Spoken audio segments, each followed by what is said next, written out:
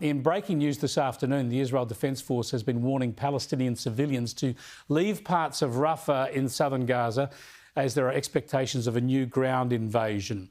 The IDF is shifting people to a humanitarian encampment with at least 100,000 people expected to be moved away in the coming hours. Let me welcome onto the set now another former Army man, a British Army commander in the Middle East, Richard Kemp. Good to talk to you, Richard.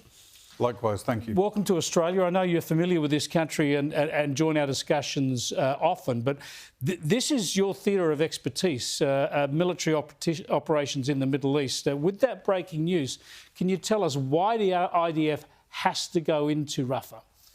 Yeah, I mean, as you will know and your viewers will know, the IDF has cleared most of Gaza of Hamas-formed organisations. That doesn't mean to say there aren't individual and small groups of Hamas terrorists still in the rest of Gaza, but there are a number of formed units remaining in Rafah.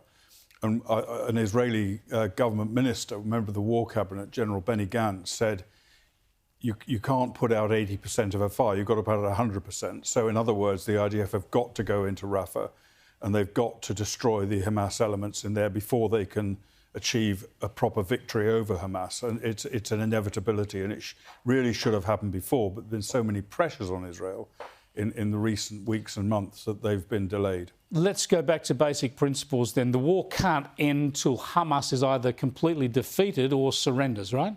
Right. They've got to be defeated by either killing them or capturing them, and many Hamas terrorists have surrendered to the IDF, or they somehow withdraw and leave Gaza, or they surrender. And I think the most likely option there is a combination of killing, capturing and driving some out. And is there any other way to achieve that without a ground incursion into Rafah and presumably the tunnels underneath it? There isn't, no. The Americans have been trying to pressure the IDF into not going in large numbers into Rafah, but carrying out special forces raids into Rafah to deal with some of the high-level terrorists there. But that is simply not going to be enough. They have to be defeated in detail, and that can only be done on the ground. The great danger, of course, of that is killing large numbers of civilians. There are a lot in there, which is why the IDF are trying to push them out to the humanitarian areas. But the IDF are very expert and have achieved phenomenal results so far, despite what you see in many media programmes, phenomenal results at destroying Hamas while minimising civilian casualties. Well, that's the important point, while minimising this. I mean, this is a very unusual war. We know that in all war, there tragically are civilian casualties. But we are seeing there are pauses in this war to allow civilians to move.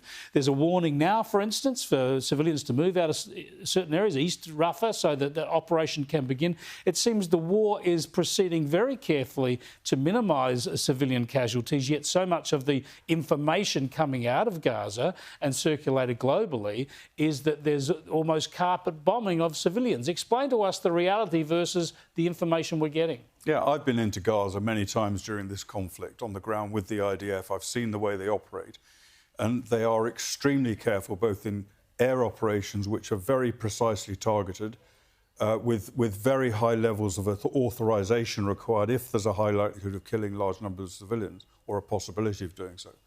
And on the ground as well, soldiers even sacrifice and risk their own lives to minimise the deaths of innocent civilians. I attended a command group meeting in Gaza of a number of IDF generals discussing a forthcoming operation. And the operation involved taking out a significant Hamas target that was adjacent to a school being used for refugees. The IDF spent about a third of the entire operational meeting trying to figure out how to minimise civilian casualties and came up with actually a pretty imaginative solution for doing so. It's the opposite of what we hear so often.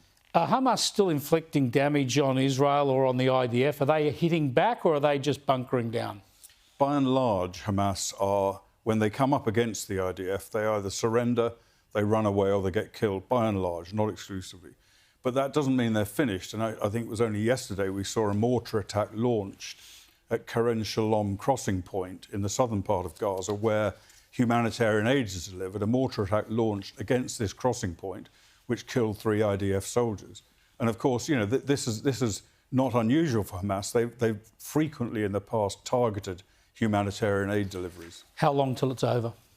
Well, that's a $50 billion question. But I would say if they initiate the offensive against Rafah, let's say in the next few days, we're talking probably about a good 3-4 weeks before they've made real ground on clearing it. And I think once they've cleared that, we're then into the end of the high-intensity conflict period.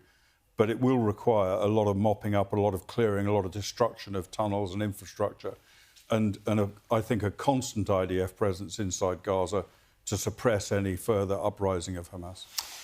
Richard Kemp, thanks so much for joining us. I appreciate it. Colonel Richard Kemp there. And I'm just going to plug the film you're here to present in Australia. Richard Kemp is attending the premiere screenings of the documentary Whose Land. There's an event in Sydney on the 7th of May and on Thursday this week in Melbourne.